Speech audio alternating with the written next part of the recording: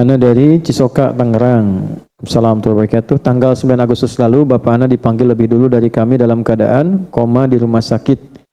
Pertanyaannya, apakah Bapak saya meninggal dalam keadaan baik dan tetap keislamannya sedangkan tidak mengucapkan kalimat Allah, tapi kami sudah membisikkan dengan kalimat Allah di kuping Bapak yang sudah tiada, dan apa sebaiknya kami lakukan untuk kemuliaan Bapak khususnya untuk kami anak-anaknya? Satu, selalu berhusnudzan pada Allah. Kalau Allah sudah titipkan sakit misalnya koma, tidak bisa melakukan apapun, husnudzan dulu dengan syukur kepada Allah bahwa semua fungsinya menjelang wafat ditutup untuk berbuat maksiat. Itu dulu.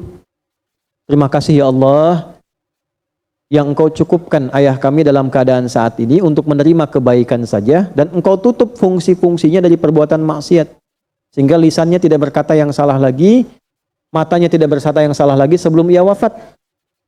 Lalu Anda tadi sudah bisikkan kalimat-kalimat thayyibah, kalimat-kalimat kebaikan, husnudzan kepada Allah, sampai kepada Allah. Allah perintahkan malaikat untuk menyampaikan itu pada keadaan dirinya walaupun tak terucap di lisannya.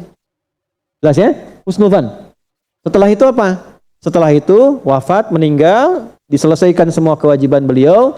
Kalau Anda bertanya apa yang terbaik, satu, yang tidak ada biaya menggunakan lisan saja, yaitu doa. Ya, satu apa? Doa. Nah, yang kedua, praktekkan semua ilmu yang pernah diajarkan ayah dan amanat yang baik-baik. Praktekkan. Jelas? Nah, yang ketiga, ya, jika ayah berwasiat amal-amal baik, lakukan. Jika tidak ada, Anda teruskan amalan baik yang pernah dikerjakan ayah, atau amal kebaikan yang ayah belum kerjakan tapi Anda niatkan untuk ayah Anda. Tiga-tiganya terkumpul dalam satu hadis, 9 lafaz di hadis Muslim. Idza mata al-insanu. Idza mata al-insanu. Riwayat kedua, idza matal abdu. Kemudian diterjemahkan dalam tafsir hadisnya, idza mata ibnu Adam. Ini yang populer tafsir hadisnya. Redaksinya, idza matal insan, idza matal abdu. Jika manusia yang sibuk itu wafat, meninggal, inqata'a sa'iru amali, maka semua amalnya selesai. Semua pahalanya pun selesai. Illa min thalathatin, kecuali 3 hal saja yang pahalanya masih mengalir. Satu apa? Waladin solihin yad'u, anak soleh yang mendoakannya. Maka jadilah anak-anak yang soleh, jangan putus doa. Setiap selesai sholat minimal berdoa. 2, sedekatin ya, amal baik yang mengalir pahalanya. Ya, jadi apa itu? Kalau ayah punya amal baik yang sudah ia kerjakan dalam hidup, misalnya pernah ikut renovasi masjid, ya, selama orang sholat di situ beliau dapat pahalanya. Nah, ini yang saya maksudkan. Kalau tidak ada yang ditemukan amal begitu, Anda niatkan. Misalnya beli mushaf, simpan di tempat penghafal Quran, niatkan untuk ayah. Ya, tidak harus Anda kasih foto ayah misalnya di mushafnya. Ya, tidak harus demikian. Cukup Anda niatkan. Ya, kemudian dengan izin Allah, ya, harapkan cahayanya, kebaikannya sampai kepada beliau. Jelas sampai sini? Ya, ada yang umrah misalnya, ada yang haji menjadi badal, itu boleh dilakukan. Ada yang ingin puasa diniatkan untuk ayahnya yang wafat, boleh dilakukan. Ya, ada yang untuk kurban diniatkan bagi Allah, karena Allah bagi ayahnya yang wafat, boleh dilakukan. Jelas?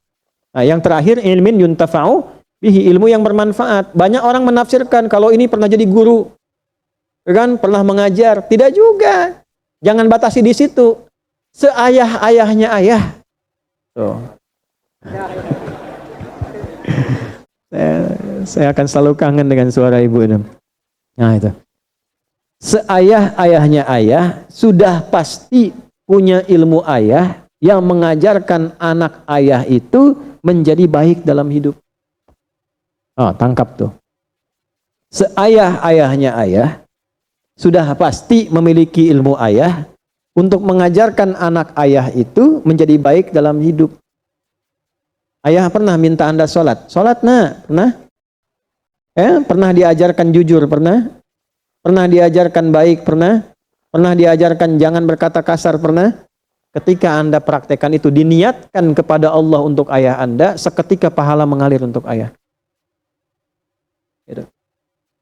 Makanya saya sering katakan gini, kalau bisa anak-anak bapak ibu, anak saya, anak kita, usahakan ngaji pertamanya dari orang tuanya. Minimal Fatihahnya. Ya, ketika meninggal anak itu baca Fatihah, setiap baca dalam sholat itu jadi cahaya di alam kubur untuk ayah andanya. Usahakan. Usahakan pernah di lisan kita itu membimbing anak.